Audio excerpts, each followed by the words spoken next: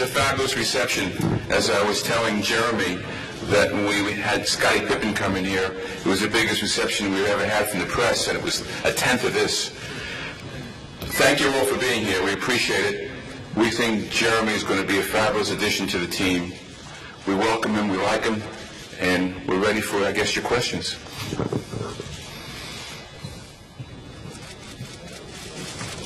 Okay. Why don't you monitor it, okay? So Jeremy, describe the feeling coming back into the practice gym now, as a different player with a bigger talent.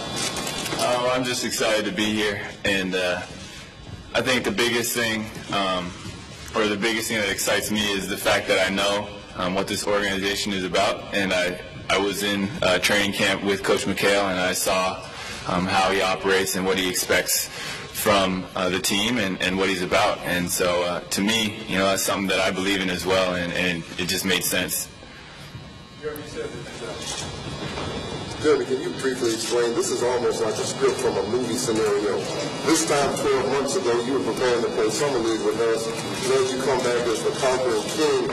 Just explain what that whole 12-month period has been like for you and your progression as an NBA player. Well, I'm not really I don't see myself as a conquering king, but it's been an unbelievable ride. Just a lot of things that I didn't expect to happen, and in terms of just the way last season went, and I still have to kind of remind myself that this is all actually happening sometimes, but it's a huge blessing from God, and I can't believe how it all shaped up, and for me to be able to be right here right now, I'm definitely excited and thankful. You said that Daryl and the Rockets managed to serve you a good time when you came into a couple of weeks ago. What did they do to convince you to come back to Houston? Well, we had a great steak dinner, and they just showed me around, and I knew most of everything, but it was just what they said. Mr. Alexander and his willingness and competitiveness, willingness to win, and the direction that they wanted to head in, and just understanding that this is a young team, and there's a lot of talent, and that we want to continue to build and get better. And it was very clear that they had plans for me and to use me, and they're very apologetic about.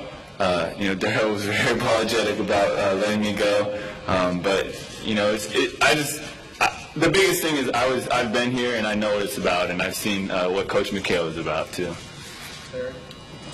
Jeremy, the relationship you have with Yao Ming, that you spoke to him recently, what did he tell you about this franchise? Well, I just texted back and forth with him a little bit. It was more congratulatory than anything else. But when things settle down, I'll end up talking to him about different things, with regards to the city of Houston. Jeremy, how do you go from being a young guy just trying to make a dream happen 12 months ago to eventually becoming now a global marketing piece in the NBA and in contract negotiations? I'm just trying to take it one day at a time, and a lot of stuff has come so fast, and I'm just trying to make sure every day I wake up and I focus on what needs to be done that day, and I just want to make sure as a person and as a player that I'm consistent in what I believe in, and that's the biggest thing for me, is waking up every day trying to glorify God and give my best effort and get better as a person and as a player. When you began playing for the Knicks, you were relatively unknown with little expectations. When you play again, you get an idea today what kind of scrutiny and spotlight you will have. How do you feel about dealing with that, playing under that kind of attention and expectations compared to last time? Well, I just want to make sure that I play for God and I play hard, and I can be okay with everything else. And I had dinner with Chandler Parsons last night, and we kind of talked about the team and the guys that are coming in, how they're really they're humble, and just to be able to be on a team that's committed to the team, and just it doesn't really matter in terms of outside distractions. I think we're all just focusing on getting better as a team and moving forward. Jeremy, by all accounts, you really wanted to stay in New York. Just talk about this mode being here now and just ultimately what happened in New York and being here.